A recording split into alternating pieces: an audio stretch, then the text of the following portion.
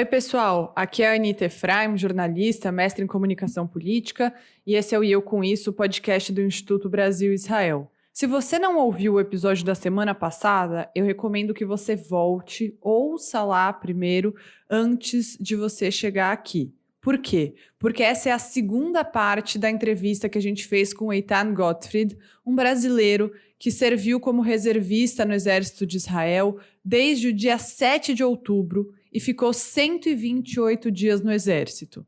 Na primeira parte dessa história, ele falou sobre esse primeiro momento, quando ele foi para o sul de Israel e ficou 4 dias dentro de um kibbutz numa batalha contra os terroristas. Agora, ele vai contar um pouco sobre os 55 dias que ele passou dentro de Gaza. Então, mais uma vez, se você quiser conhecer o começo da história do Eitan, se você quiser entender como foi a atuação dele no 7 de outubro, que levou até esse momento em que ele vai para Gaza, ouve o último episódio e depois segue para esse. Então, vamos lá. Bom, e vocês foram para uma base, começaram um treinamento, e em que momento vocês entraram em Gaza? E para quem não conhece, ou até para mim, para o João mesmo, o que significa entrar em Gaza? Foram 55 dias. Você dormia e acordava em Gaza todo esse tempo? Tinha algum tipo de rotina? Quais eram as suas funções? Quais eram as condições que você e os seus colegas de unidade viviam nesse período? Perfeito. Então, eu vou fazer meio que como foi os dias até chegar à entrada de Gaza. Então, saindo de Kfar Aza, né, da primeira batalha, bem no começo da guerra, a gente entrou no modo de treinamento. A minha unidade foi colocada na parte norte do país, porque também Israel estava com medo que o norte do país também pudesse vir a ter um tipo de ataque, um tipo de guerra também grande. Então, a gente chegou no norte, então a gente começou a treinar e se preparar para uma guerra no norte. Ter aula sobre o Hezbollah, ter aula sobre a topografia do sul do Líbano. Então, quando a gente começou a focar no norte, mas todo mundo sabia que era inevitável que Israel ia entrar na faixa de Gaza pelos sequestrados e também pelo todo o ataque que o Hamas, né, fez no 7 de outubro. E também essa época foi a época que a gente começou também a receber muitas doações. Então eu brinco que foi a época que eu mais comi churrasco e pizza na minha vida, porque era toda semana vinha outra pessoa, outra família para doar coisa. A gente começou a se organizar melhor como é, como batalhão, como time, o nosso equipamento. Só que a gente ficava treinando sem saber exatamente quando a gente ia ser usado. Então, não era que a gente sabia que ia demorar muito tempo para a gente ser usado. Então, a gente, todo dia, por exemplo, a gente deixava os dois equipamentos prontos, fora do quarto, por se de noite tem que sair, todo mundo está pronto. Assim, não tinha também uma tensão de que ele fosse chamado a qualquer momento. Todo esse tempo durou, no final das contas, 2 meses. Então, desde que eu saí de Kfar Aza até a entrada de Gaza foram 2 meses. Então, a gente começou no norte por 1 mês, e depois a gente desceu para o sul. Israel já tinha entrado na parte norte da faixa de Gaza, né, que foi a primeira entrada terrestre do exército na faixa de Gaza. E aí a gente desceu para o sul, a gente começou a treinar aí sim, focado mais na faixa de Gaza, no Hamas, também nas coisas que o exército já tinha visto no norte da faixa de Gaza. E aí teve, no fim de novembro, com de dezembro, teve o acordo de troca de reféns sequestrados, cessar-fogo. E não sei se as pessoas lembram, mas o exército estava com muito medo de que tivesse uma pressão internacional para que esse cessar-fogo durasse para sempre, né? Que Israel não pudesse continuar com a sua campanha militar.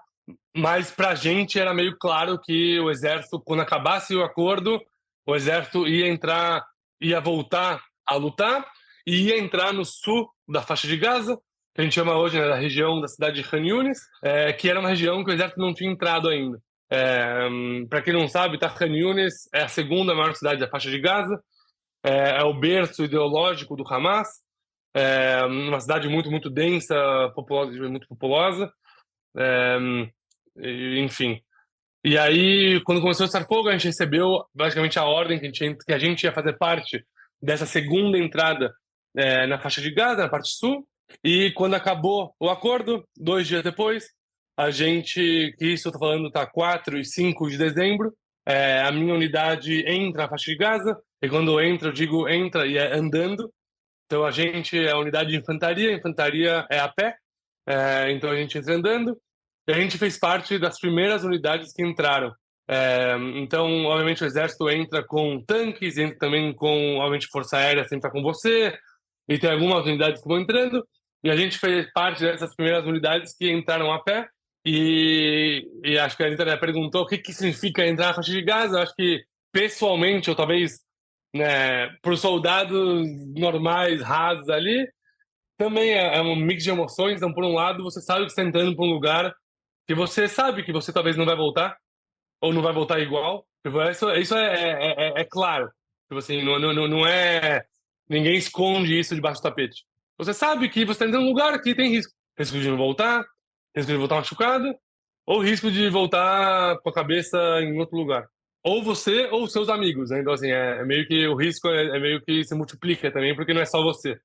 Por outro lado, você também sabe que você está fazendo parte ativa dessa guerra, e meio que, de novo, o sentimento de missão ele era ainda mais forte, porque quando passava o tempo, mais soldados foram morrendo, né, na entrada na campanha militar, e segundo, mais vídeos e informações e coisas foram sendo mostrados, tanto dos sequestrados que voltaram agora no acordo, como do 7 de outubro.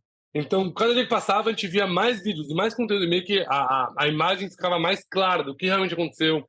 E aí, do nada, você recebe uma testemunha de uma mulher que foi estuprada. E você recebe o testemunho é, de um soldado que foi morto. Então, assim, você começa a meio que né, esse sentimento difícil do que aconteceu, ele continua, não foi só no começo da guerra. Então, eu tenho o sentimento de que, assim, a gente está agora indo para né, combater o Hamas, combater a Jihad Islâmica, tentar encontrar informações de sequestrados. Assim, acho que o sentimento estava lá, por outro lado, você sabe que você está entrando agora num campo de guerra a guerra, né? Assim, se o que a gente viu em Kfar era uma cena de guerra meio local, a entrada de Gaza era guerra a guerra. Pensa em seus filmes de guerra, era isso, é tanque de um lado, é bomba de avião do outro, é muita força, é muita força, e você faz parte disso.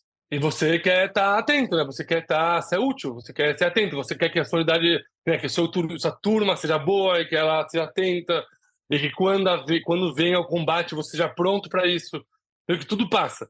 Assim, nessa entrada, a gente carrega, né? Dessa vez, a gente estava muito mais entrosado como time também. A gente treinou por 2 meses, todo mundo junto, todos os dias, então a gente estava realmente muito entrosado, com o melhor equipamento que a gente podia ter, ou que a gente arranjou. Então a gente andou. E também outra coisa também importante falar, que guerra, especialmente infantaria, assim, é uma questão muito lenta. Então pensa que a gente entrou, a minha, né, a Hativá, que a gente fala hebraico, a unidade, são tipo 3.000 pessoas andando a pé. Então pense em uma fila indiana de 3.000 pessoas, 5 metros de distância entre um e outro. Então, assim, é uma fila gigantesca. Se o primeiro para, todo mundo para. Então, assim, assim é lento. Você também está entrando num lugar onde o exército ainda não entrou. Então, todo passo que você entra, você tem que ir devagar. Então, você vê uma coisa estranha, você para. A gente carregava mochilas, sei lá, de 40 quilos, com todo o equipamento, com toda coisa assim. Então, nossa mochila tinha comida, tinha água, tinha roupa a trocar, tinha equipamentos militares, tinha munição. Então, assim, meio que você põe na mochila meio que tudo que você precisa, você acha precisar para frente, né? E a gente começou a entrada, então essa entrada, né, que começou tipo, de manhã, a gente só foi chegar nessa casa que conquistou, que era o nosso objetivo do primeiro dia, só 11 da noite. Foi uma caminhada muito lenta para andar, sei lá, 4 quilômetros, 6 quilômetros. Tipo, não é nada, né? Então, assim, pensa, o que a Anitta corre em, sei lá, 30 minutos, 20 minutos, corrida, digamos, a pé seria 1h30. A gente demorou muito tempo, quase 12 horas. E já nessa entrada, a gente já foi recebido pelo Hamas de maneira bem forte. Então a gente foi atirado nessa entrada, atiraram RPG na gente de novo, esse míssil que eles usam muito. Tinha lugares com bombas, com explosivos. Então, assim, a entrada foi um caos. Eu digo para mim agora que foi o dia mais longo da minha vida. A gente viu drones do Hamas que soltam granadas em cima da gente. Então, assim, guerra. E também acho que é importante falar, né, que a gente, o principal objetivo do meu batalhão e da minha unidade em geral, qual que era a nossa função, né, em toda essa campanha. A primeira era, obviamente, combater o Hamas na região que a gente ia estar.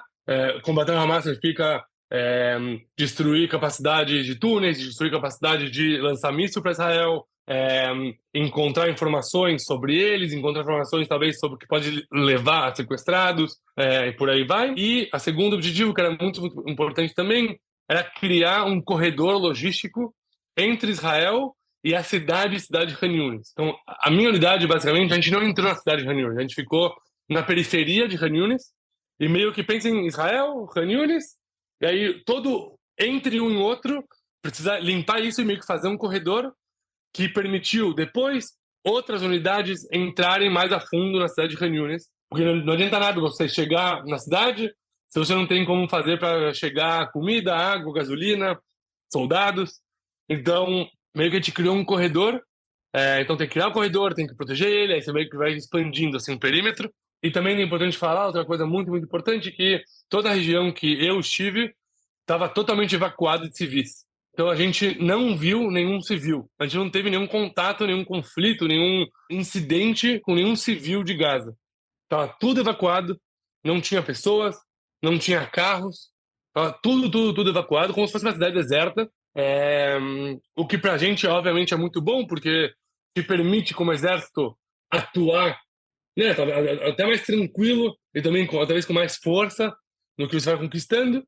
Por outro lado, por o exército avisar e as pessoas serem evacuadas, que, de novo, eu acho que é uma coisa boa, permite que o Hamas use aquele lugar como sua fortaleza, né? Então, eles basicamente criaram um campo minado para a gente, em todas as casas, todos os lugares. Então, por a gente entender que o lugar foi evacuado, também a gente entendeu que o Hamas preparou muito bem o território para a gente entrar. Então, esse primeiro dia foi um dia muito longo e a gente chegou na casa que a gente tinha que conquistar, a casa objetivo, que era um lugar estratégico, uma casa e tudo mais.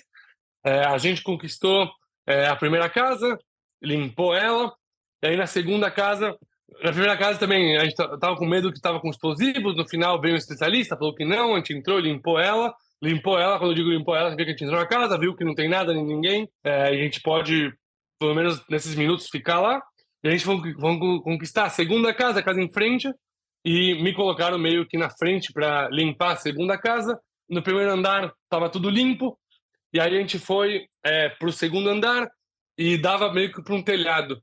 E aí tinha meio que como se fosse uma escada, que meio que escada para frente, e aí ela meio que ia para trás. E aí eu fui subindo, né, com a arma, olhando.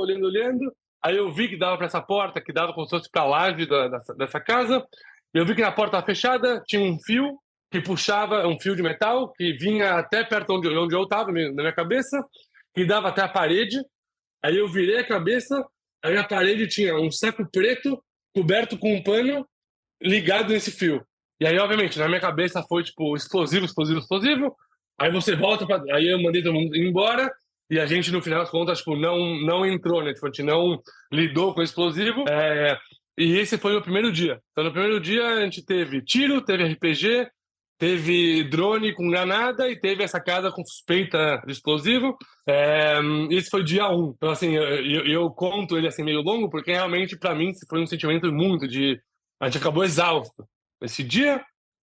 E aí, a gente chegou nesse modo operandi, né? De, beleza, o que você faz lá dentro de verdade?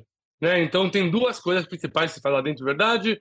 A primeira, a gente chama em hebraico Bait Be'Hagana, ou casa em defesa, que quando você está numa casa, você tem que preparar ela para se proteger e para você poder também poder se sentir tranquilo e seguro dentro dela. Então você tem que pensar onde você coloca, onde se faz guarda dela, onde você coloca as patrulhas dentro da casa. Você tem que fechar todas as janelas para que não vejam quem está dentro. Você tem que pensar quais casas ali em volta te ameaçam, não te ameaçam, onde você vai comer, onde você vai fazer necessidades, onde você vai dormir. Então, toda casa que você entra, você precisa pensar todos esses pontos e organizar a casa dessa maneira para que seja uma casa segura para você e para o seu entorno. Então, tem dias que a gente passava fazendo guarda, né, para quem foi de Mahané, fazendo shmirá, e tinha dias que a gente chamava em hebraico de ataques, que a gente saía para conquistar outras casas ou outros bairros. E a gente sai para conquistar por 3 motivos principais. O primeiro é porque o exército precisa avançar, então você precisa meio que você é a linha de frente, né? Então você avança para o exército meio que e te seguir por trás. A segunda é porque talvez algumas coisas do seu entorno te ameaçam. Então, se você está numa casa e você tem muitos prédios altos no seu entorno, esses prédios te ameaçam. Então, você precisa conquistar eles para talvez não te ameaçarem mais. Você vê que não tem nada nem ninguém lá. E o terceiro motivo de porque você sairia para um ataque, né, para conquistar novas casas, seria porque você recebeu alguma informação de que talvez aquela casa tenha informação valiosa que você quer conquistar e você quer ter. E você sai para conquistar as informações. E então a gente foi saindo. Última coisa, João, que eu conto antes de você fazer a pergunta, é que então tinha dias que era mais dias de guarda, tinha dias que era mais dias de ataque, e tinha dias que era meio misturado. E é importante falar que a gente encontrou muitas coisas. Então, mesmo estando na periferia da cidade, a gente esses ataques, né, essa conquista de novas casas, meio que a gente encontrava muitas coisas. Então, quando você encontra muitas coisas, você também para de ver aquele lugar como casa de pessoas, e você começa a ver aquele lugar como pontos que podem estar te ameaçando e risco para sua vida. E era muito, muito claro a mistura entre sociedade civil e Hamas. Então, assim, podia ter um prédio que 2 andares eram casas de pessoas normais, o terceiro andar era uma casa cheia de arma e com o uniforme do Hamas.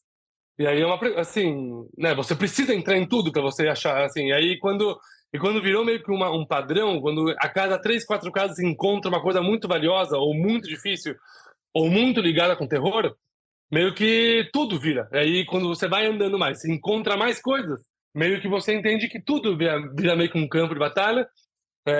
Então a gente encontrou muitos uniformes do Hamas, bandeiras do Hamas, fotos de crianças com coisas do Hamas com arma.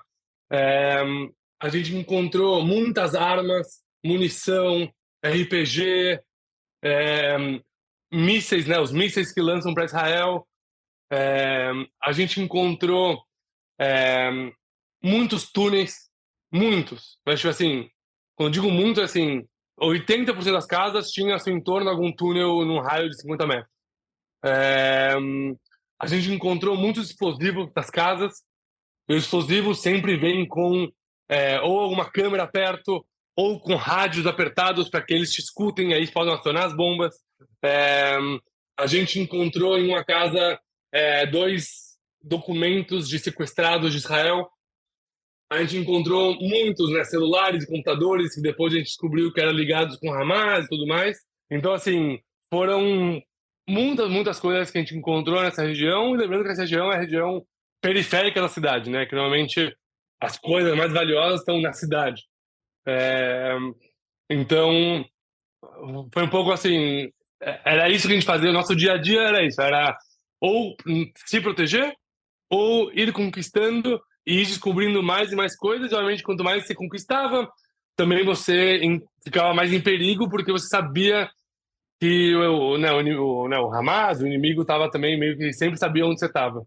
Sim, João. Estava entrando no centro lá, que como você falou, né? Você ia avançando, limpando esse território para o exército de Israel, enfim, entrar, trazer suprimentos e tal. E, enfim, é uma história assim que a gente não, eu particularmente, assim, eu acho que é uma parte dos ouvintes também, que a gente só vê em filme, imagina, enfim, na ficção e tal, e que isso fez parte do seu dia a dia, né?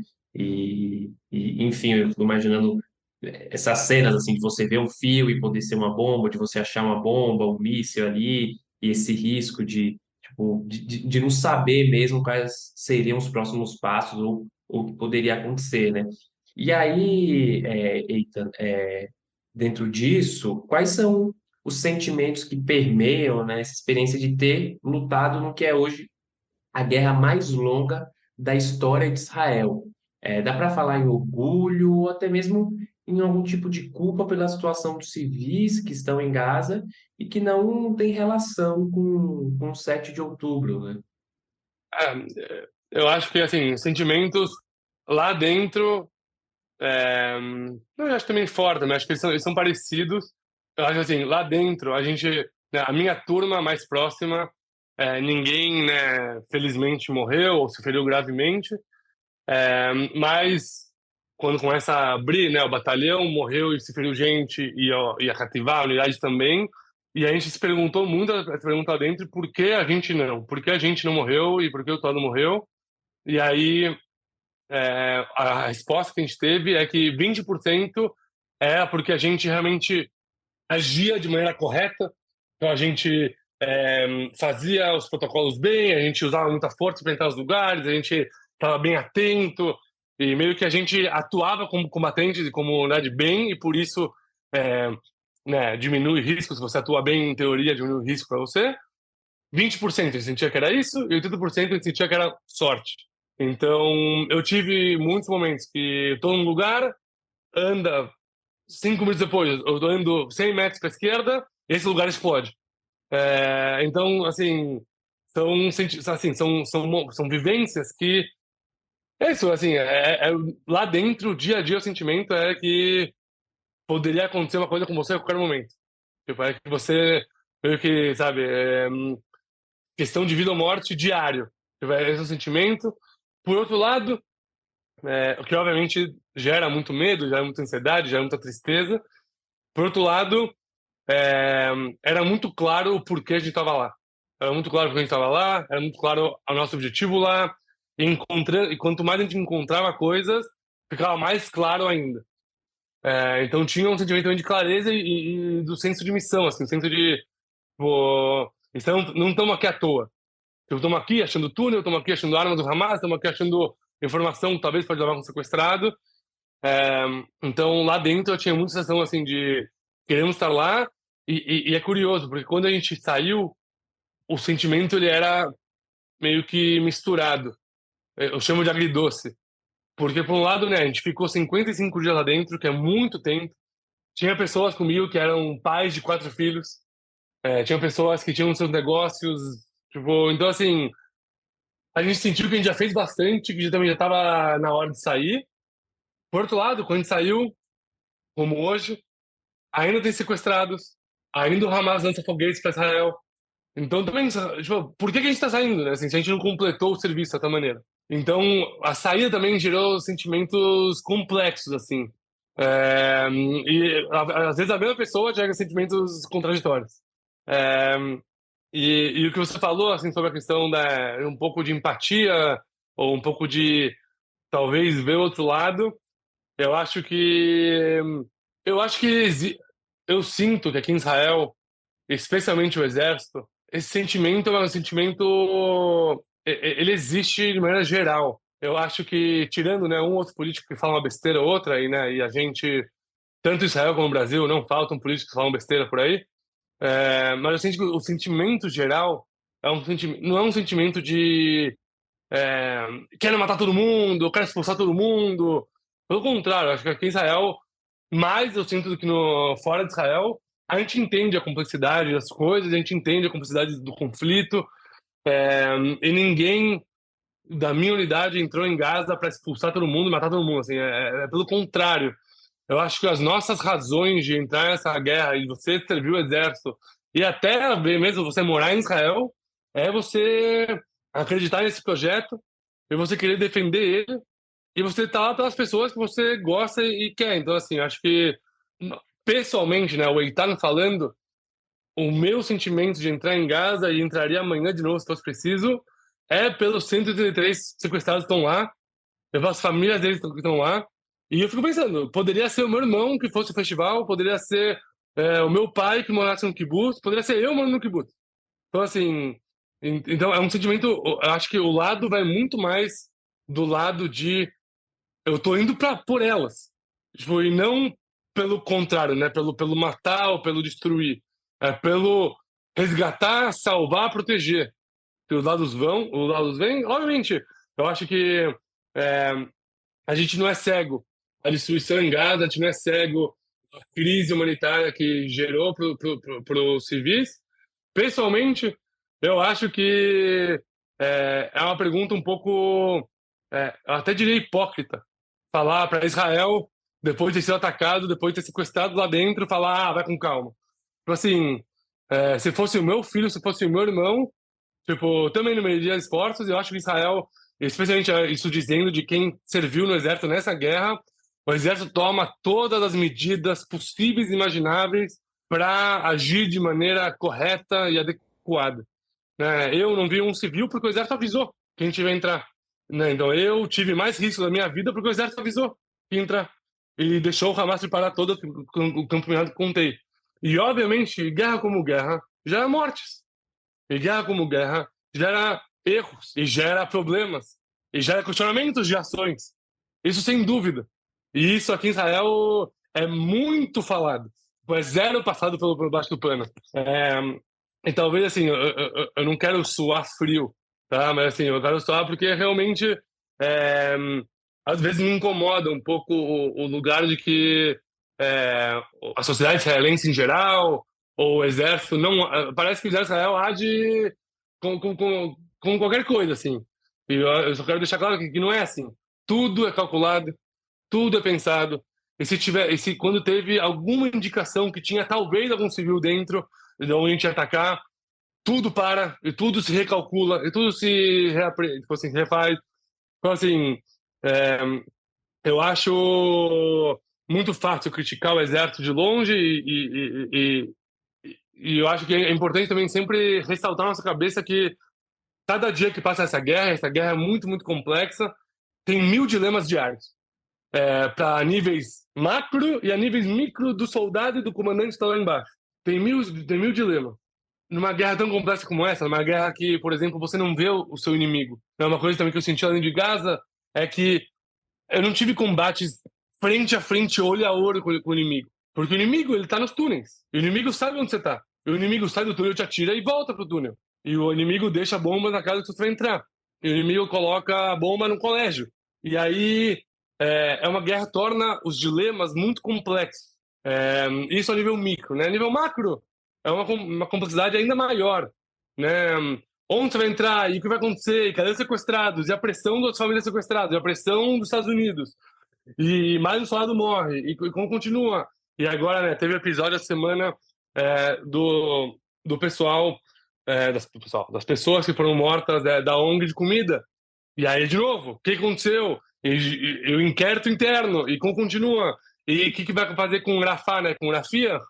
E assim, são perguntas muito, muito complexas, assim, e eu acho que assim, acho que eu quero passar que é difícil. É difícil, e eu acho que são perguntas difíceis também. O sentimento que a gente está lá dentro é que a gente não queria estar na pele de quem tem que tomar decisão, porque são decisões meio que impossíveis, assim, tem que fazer, e que eu acho, não é isso, mas eu realmente sentia que é, o exército tentava ao máximo, ou tenta ao máximo, agir de maneira correta, e de maneira que seja, né, ativa para poder chegar nos objetivos e também entendendo a complexidade da região e da situação, né, que passam toda a região da faixa de Gaza, que é uma questão também histórica e tudo mais.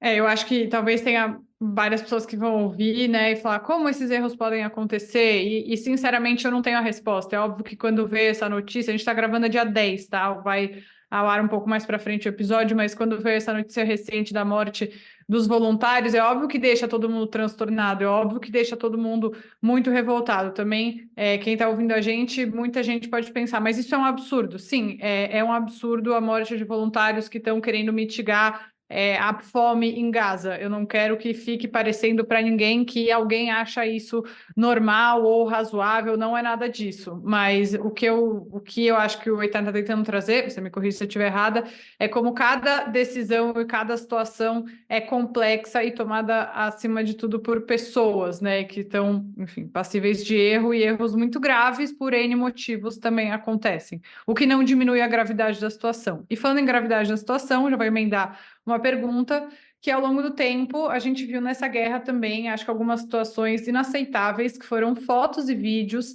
muito ruins de soldados israelenses fazendo, entre muitas aspas aqui, piada com a destruição de Gaza. Eu queria ouvir um pouco de você, como você vê esse tipo de situação. Estou vendo que o tempo todo você está falando dessa preocupação, de cuidado, de medo, de aflição, de não ter tido esse contato com os civis? O que que leva alguém? Por que que alguém faz isso? Na verdade, por que que alguém faz isso, você não pode me responder, mas o que que você sente quando você vê um soldado que tem a iniciativa de, no meio dessa tensão toda, gravar um vídeo de muito mau gosto para postar no TikTok? É, eu acho que, por um lado, tem que entender que o exército de Israel é feito de jovens e pessoas como todos nós. Então pensem a sua sala de aula do colégio. Tem aquelas pessoas mais legais, menos legais, pessoas mais brincalhonas, pessoas mais tímidas, todas elas. Agora mistura essas pessoas com uma sala do Mato Grosso e com uma sala do Rio de Janeiro e com uma sala de Porto Alegre. Mistura todas as pessoas, todos os tipos de pessoas, e essa mistura de pessoas é o que é o exército. E o exército de Israel, ele decidiu que ele quer né, não sei se o exército decidiu, acho que eu vou mudar a minha frase. O exército é tão inerente à sociedade que ele é inerente em tudo. Ele tá no TikTok, ele tá no Insta, e as gírias, ele tem festas sobre o exército, e não sei o que. Assim, é tudo meio que faz parte da vida do jovem, do adulto aqui em Israel. Série de TV, né? É, Tipo, de teenager, assim, do tudo. exército. É tudo. E eu acho que o bom das mídias sociais é que pode aproximar muito mais pessoas para a realidade de um soldado, para a realidade de uma unidade, ou até de uma guerra. E o ruim das mídias sociais, que todo mundo conhece, é que você não tem filtro e que você também não tem como é, falar que tal post ou que tal vídeo no TikTok representa a pessoa que fez, não representa o exército, né? Então, assim, é, eu acho que tem que se fazer essa diferenciação e que não é que todo o exército inteiro postou coisas assim, debochando da faixa de Gaza, assim, são pessoas individuais que postam. E aí, e mesmo assim, essas pessoas individuais, que eu acho que realmente são muito a minoria, também tem que lembrar de qual é o contexto delas, de onde elas vieram, né? Talvez as pessoas perderam pessoas na guerra. Talvez as pessoas tenham pessoas sequestradas lá dentro. Talvez as pessoas moram no sul ou no norte, que agora estão evacuadas. Tipo, e eu não digo isso para diminuir os posts, assim, errados, mas assim, mas eu acho que a gente em Israel tá... eu vou sair, tá, um pouco do TikTok desse específico, mas assim, mas tá uma coisa mais geral, Sua Excelência. A gente está vivendo um luto constante e coletivo. E isso toca nas pessoas em muitos lugares. Tem pessoas que precisam estar mais tranquilas e não festejar coisas. Tem pessoas que precisam de uma balada e beber para poder relaxar. Tem pessoas que no meio da rua vão começar a chorar. É, E isso gera coisas diferentes, assim, e geram talvez ações talvez inadequadas de certa maneira. E eu acho que é muito, é, eu chamaria até de infantil jornalisticamente ou infantil, tá, de perceber vídeos individuais de TikTok a uma situação tão complexa e tão grande, né? Talvez é, tipo, sei lá, as pessoas, eu senti que no Brasil as pessoas se incomodam mais com isso do que com testemunhas de mulheres que foram sequestradas e foram estupradas e que contaram os seus testemunhos. Então, assim, um pouco, assim, tipo, esse é o big deal, não um vídeo de Eu TikTok. concordo que as pessoas se importaram muito mais. Eu concordo com isso, concordo imensamente que no Brasil as pessoas não repercutiram. O testemunho da mulher que falou ao New York Times sobre o estupro que ela sofreu em cativeiro, que foi a primeira da nome e rosto, isso não repercutiu no Brasil, zero, zero. Mas eu acho que isso, o que acontece, na minha opinião, é que muitas vezes tem um discurso do que a gente conhece como Asbará, né, que é essa tentativa de defesa de Uhum. Israel, até uma defesa incondicional, de sempre colocar o exército de Israel como o mais moral do mundo. E eu acho que essa terminologia, sempre que você quer dizer que você é o mais correto do mundo, qualquer erro acaba sendo munição. Então, eu acho que vai muito nesse caminho, assim, sabe? De ser um contraponto às pessoas que querem criticar uma política belicista e, enfim, usam isso como argumento. A gente também sabe como em todo mundo tem crescido muito uma onda antissemita, e eu acho que isso acaba sendo ferramenta. Mas eu acho que é uma postura muito errada de uma nova geração que tem uma necessidade de exposição absolutamente excessiva e, nesse caso, de muito mau gosto. Então, eu concordo muito com a parte, mas eu acho sim que é uma sinalização de que esse mito de o mais moral do mundo ele cai por terra pelos indivíduos, porque o exército de Israel, como você muito bem explicou, é muito feito de indivíduos também. Enfim. Eu acho que assim, eu concordo que esses vídeos são totalmente de mau gosto é, eu acho também que também tem que lembrar, eu já falei um pouco disso, que assim, que o exército mistura pessoas de todos os backgrounds, eles todos também os viés políticos também. E E por também mais por isso é que impossível ser o mais moral do mundo, porque você está falando o quê? Que todas as pessoas que fazem parte são super corretas? É impossível. é que eu acho que eu concordo nesse ponto de vista. Eu acho que o mais moral do mundo, eu também não sei se chamaria dessa maneira, mas eu sinto que é uma visão mais macro, né? Uma visão da ação grande do exército, né? Que o exército, é, tipo assim, né? Vai acatar condutas internacionais, que o exército vai, quando comete um erro, vai julgar ele. Então, por exemplo, a questão né, dos trabalhadores da ONG de comida que foram mortos por Israel, tipo, o porta-voz oficial do exército fez pronunciamento falando que foi um erro, pedindo, né, uma certa desculpa, assim, olhem como ele fala, olhem como ele se expressa, né, já se começou o inquérito dentro do exército e aqui na Sociedade Israelense já tiraram as pessoas que apertaram o botão. Então, assim, né, as pessoas esquecem, né, foi um erro e esse erro tem que ser julgado, mas tem que lembrar que também, assim, acho que a questão mais moral é no sentido das ações macro do exército, e tem que lembrar que, assim, que o exército não, não é isso, não quer, assim, passar pano para coisas erradas que acontecem, e esses inquéritos acontecem muito. Então, quando também está no exército, tem várias coisas que você sabe que se você fizer elas, você tem punição. Se você faz a mais, você pode ser preso. Então, assim, existe esse conceito de que sim, você tem que ter uma certa atuação e uma certa código de conduta. Obviamente, quando você mistura jovens, código de conduta e TikTok, tem coisas que não são da maneira certa. Isso é natural e isso, assim... mas eu acho que o exército está cada vez mais é, atento a isso, a nível macro, é, mas é isso, de novo, é complexo. E, eita, de fato, enfim, uma situação muito complexa, né? Quando mistura tudo isso, mesmo com os protocolos, são situações que, enfim, acaba acontecendo. E a gente sabe, né, e tem acompanhado que um conflito, a guerra pode trazer, né, tem trazido muitas questões em relação à saúde mental, né, das imagens, da vivência. É impossível uma pessoa não ser afetada em relação àquilo ali em variados níveis, né? E queria ouvir de você como que você tem cuidado da sua saúde mental desde então, depois de ter vivenciado e visto cenas muito tristes, né?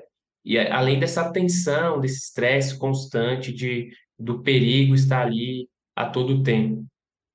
Essa é uma excelente pergunta, porque isso, às vezes a gente brincava, né? Acho que antes da guerra a gente brincava, né? Que o israelense é muito nervoso, e não sei o quê. E a gente meio que não sabia muito de onde vem. Um pouco, eu acho que essa situação de guerra que a gente teve agora, meio que você começa a perceber um pouco da onde veio essa cultura israelense meio nervosa.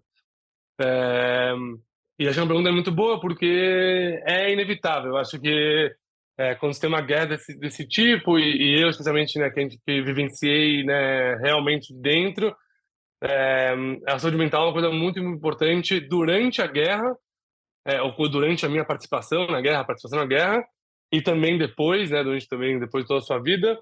Então, vou contar três coisinhas legais, né, que eu vivenciei durante a guerra sobre saúde mental. A primeira é dentro de Gaza, é que dentro de Gaza também você tem muito tempo livre, tá? Você não tem celular, você mal tem contato com o mundo afora, então você tem muito tempo livre, tem muito tempo que você tá sentado com seu amigo lá, meio que sem muito o que fazer, e você precisa ocupar a sua cabeça. tanto para você também relaxar, para o corpo relaxar, como eu falei, para não ficar com adrenalina forte o tempo inteiro, porque não dá, e também para você não ficar pensando onde você tá, né? E o que tá acontecendo com os amigos, assim, para você também meio que, né, ocupar sua cabeça com outras coisas. Então, a gente jogava muitos jogos em casa, no tempo livre, jogava Xexe, Gamão, jogava Catan. A gente começou a pedir para ter livros, a gente começou a ler livros, a gente começava a conversar um com o outro de maneira mais profunda.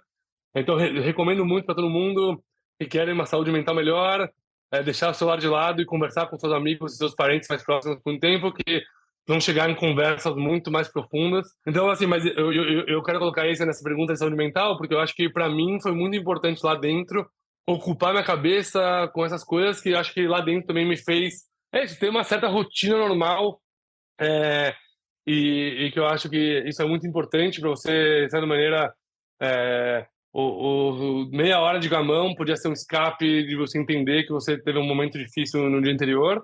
E aí, saindo de Gaza, quando a gente saiu de Gaza, eu senti que o exército também, e as pessoas em geral, não tinha muito esse tabu da saúde mental. Eu não sei porque, se foi porque a gente está em 2024, eu não sei se foi porque a gente era reservistas, então a gente era pessoa mais velha e meio que já entendia um pouco mais esse lugar, não tinha muito vergonha da saúde mental. É, então, durante toda a guerra e também depois, tem o que a gente chama em hebraico Kaban, que são os oficiais de saúde mental, que são psicólogos, que eles estão à sua disposição para o que você precisar durante. Pode ser para uma ligação, pode ser para uma conversa, pode ser para mais conversa, pode ser para uma terapia mais contínua. Quando a gente saiu de Gaza, a gente teve alguns momentos de reflexão e como se fosse fechamento de sentimentos em conjunto, também acompanhados de profissionais, é, meio para fechar um pouco momentos e o que você viu e meio que uma maneira mais grupal. E aí eu acho que vai um pouco do pessoal, de cada um. O exército também, um dos benefícios, né, que a gente recebeu por ter servido tanto tempo, né, nessa guerra. O exército, ele dá uma quantia de dinheiro que é específica para terapia, para psicólogo e também para terapia de casal, para aqueles casais que precisam.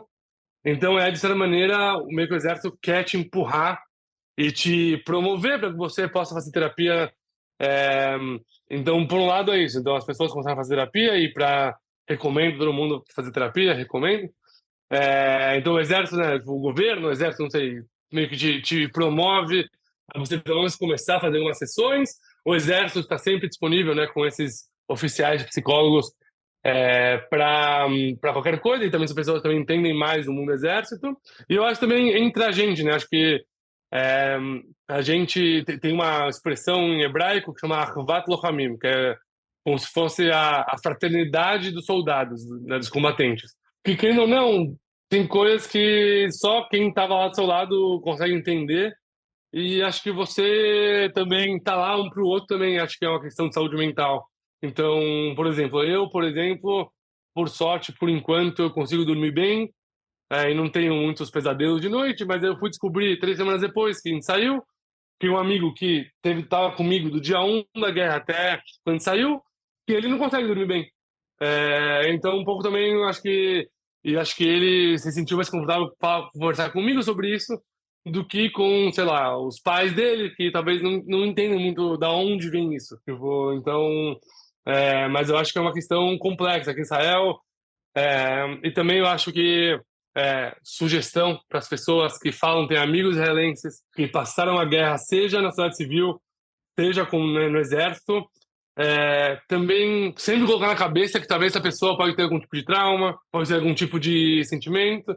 E eu digo isso tanto pessoas que serviram no exército, mas também pessoas da sociedade civil também. Talvez som mais forte, talvez algum tipo... cada um tem o seu trigger ali. Mas a minha sugestão é estar atento a isso. Eu tenho uma historinha só pequena. Quando eu saí de Gaza, a gente meio que ganhou um carro. Eu tinha um carro.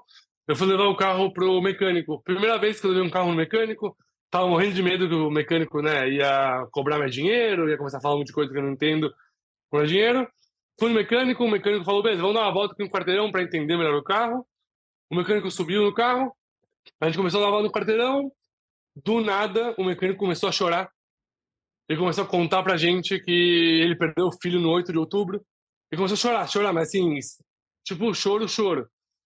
E aí eu vi um lugar que, assim, eu tava morrendo de medo de ser cobrado mais dinheiro, e eu virei o cara que tava consolando o mecânico que conhecia há 1 minuto atrás. Então, assim, eu acho que é uma coisa que, de novo, esse luto coletivo, ele acontece, tá acontecendo, e a gente aqui em Israel vai ter uns bons anos para se cuidar da saúde mental. E eu acho que aqui em Israel também as cerimônias também marcam marcos. A gente também, quando saiu de Gaza, teve uma cerimônia de fechamento. E eu acho que esse Yom HaZikaron vai ser um momento também para como lidamos com isso de maneira geral. Mas eu acho que é um ponto muito importante. Como você falou, né, para que todo mundo saiba, até aqui são 600, pelo menos 600 soldados mortos, o dia que a gente está gravando, 10 de abril, além de milhares de desabrigados em Israel, além de também milhares de mortos palestinos. Eu queria ouvir, Eitan, na última pergunta, se você, depois de ter vivido tudo isso que você viveu, você enxerga uma saída para o conflito para além de uma via militar que possa promover a paz entre os dois povos? Aqui no IB a gente tem usado uma frase que, na verdade, quem trouxe para a gente foi o pessoal do movimento do Standing Together, aí de Israel, né? E que eu acho que ela é importante, que ninguém vai a lugar nenhum dos povos vai sair dessa terra ancestral e a gente ficar pregando, a gente não, né, que a gente não faz isso, mas as pessoas ficarem pregando qualquer tipo de extermínio, genocídio dos dois lados, né, que a gente vê, sim, isso dos dois lados, não estou falando em Israel necessariamente, mas na diáspora, na opinião pública em relação aos dois povos, acho que isso não vai adiantar, né? Mas você está em outra perspectiva, então depois de tudo que você viveu, você vê essa possibilidade de paz entre os povos? Eu acho que possibilidade de paz é que a gente sempre quer ver, né? A gente quer acreditar, porque a gente sabe que com paz a nossa vida vai melhorar para todo mundo. E eu acho assim que a campanha militar agora, ela não vem, assim, ela não é um fim, e ela nunca foi vista como um fim. Eu acho que Israel isso nunca vê o exército como um fim. O exército é um meio para se proteger, para alcançar outro objetivo, assim, ele é um meio. é, e eu bato essa tecla assim, porque eu sempre lembro, né, que assim, não é que a situação antes do 7 de outubro era, né, mil maravilhas, mas não era como está agora. E alguém estourou essa coisa, né? Alguém resolveu atacar, lançar os mísseis, sequestrar pessoas, assim, estuprar pessoas, assim. Então, assim, eu só lembro essa tecla porque para lembrar que assim, não é do nada que o exército do nada entrou em Gaza e do nada começou a fazer essa campanha. Mas, assim, sobre a saída e perspectiva de paz, é, eu acho que seria muito simplista falar, vai ter uma situação, assim, eu acho que vai exigir muita coragem a nível do governo e dos governos e das governanças, das lideranças. Eu acho que também vai exigir uma certa troca de gerações das lideranças, tanto na israelense quanto na Palestina, para talvez mudar alguns conceitos e entendimentos da região. Eu acho que também vai exigir alguns também coragem para falar algumas verdades que a gente talvez também tem medo também de falar, que quando o Hamas fala que quer exterminar Israel, ele está falando a verdade. O Hezbollah e o Irã falam com essa meio que também não ser ingênuo demais. Acho que 7 de outubro trouxe Israel um lugar meio de ingenuidade. E também, como você falou, também a ingenuidade também vai para o outro lado de achar que do nada vai se resolver o assunto. E também essa coragem para também começar a tocar nos pontos difíceis que tem que tocar, que é territórios, que é conceitos nacionais, que é, né, Jerusalém, que é sempre um tema. Que são pontos assim, ocupação, como vai resolver, assentamentos, como se resolve, assim, acho que o que essa guerra, eu acho que está trazendo para Israel, e eu não acho que vai ser imediato, mas eu acho que talvez pode vir a trazer, é que chacoalhou muitas das concepções e das premissas que a gente vivia aqui em Israel antes, tanto de segurança, mas também sociais e também, sei lá, do futuro.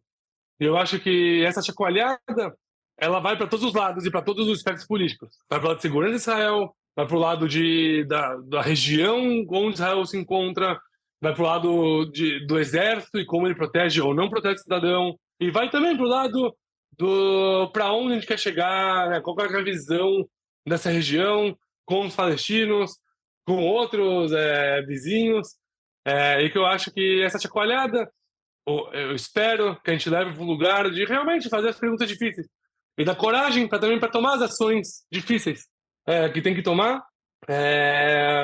E lembrando, né, que assim, que, né, na minha perspectiva de Israel, né, né, que onde eu escolhi morar e onde eu, né, escolhi defender, essa perspectiva de, a gente quer um Estado judaico, a gente quer um Estado democrático, a gente quer um Estado seguro para nossos filhos e netos, e a gente quer um Estado que possa continuar ou que possa vir a ser um lugar que se torne luz entre as nações, né? Que esse é o nosso sonho, né? Da Tnuá, e que a gente fala, mas e eu falo não de boca para fora, assim, realmente um lugar onde a gente pode realmente se expressar ao máximo, se evoluir ao máximo, se desenvolver ao máximo como cidadãos e como população. E eu acho que a gente tem que trabalhar para isso, para proteger a nossa população e para proteger a existência de Israel e para proteger também um futuro, e também para fazer passos políticos, passos sociais, passos, sei lá, para poder chegar a esse lugar, para eles também poder conviver e viver uma vida mais tranquila e também fazer mais podcasts sobre descobertas de startups israelenses e menos sobre soldados em guerras.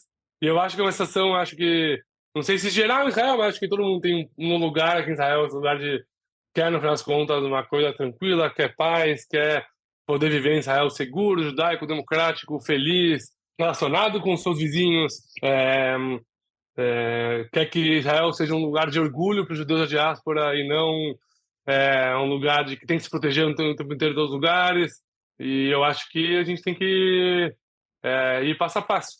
Acho que hoje a gente está no lugar meio de proteger Israel pela guerra que estourou, mas eu acho que é como tudo, vai mão a mão com todos os próximos passos que vai acontecer em Gaza e depois com o governo, depois com tudo que a sociedade israelense como também vai se recuperar de tudo o que aconteceu nessa guerra, o que está acontecendo, e a partir daí pensar para o futuro. Eitan Gottfried, muito obrigada pelo seu tempo. Acho que é o episódio mais longo que a gente já gravou, né? Dividimos em duas partes, então todo mundo espero que tenha te ouvido na semana passada e agora nessa semana para terminar de contar um pouco da sua história. Que bom que você está bem.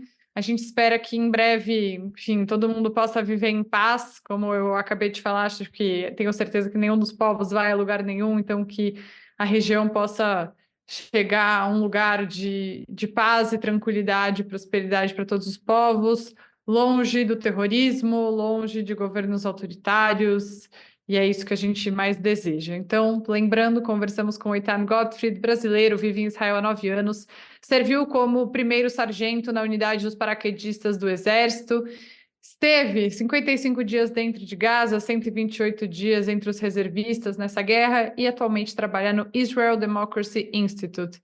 Eitan, muito obrigada, volte sempre. Não, obrigado pelo convite e também, né, aqui também para falar parabéns pelo IB, para as pessoas que tentam entender essa complexidade do que é Israel e eu sempre digo que assim, acho que buscar saber mais e de primeira mão é o que vai fazer a nossa conexão com Israel aumentar e se fortalecer, e para a gente cuidar desse paizinho que a gente gosta tanto, a gente precisa entender ele, participar dele e entender ele a fundo. Então, parabéns para o IB por todo o trabalho que estão fazendo também durante esse tempo também, que é complexo também para se falar de Israel. Espero que as coisas melhorem para os judeus do Brasil e para Israel e para todo mundo. Então, muito obrigado por estar aqui com a gente. E se você que está nos escutando quiser mandar uma mensagem para a gente, é só escrever para @institutobrasilisrael.org. O E Eu Com Isso está em diversas plataformas de áudio, como Spotify, Orelo, Apple Podcasts, também no canal do YouTube do Instituto Brasil Israel. Não esquece de seguir o IB nas redes sociais. Até quarta-feira que vem.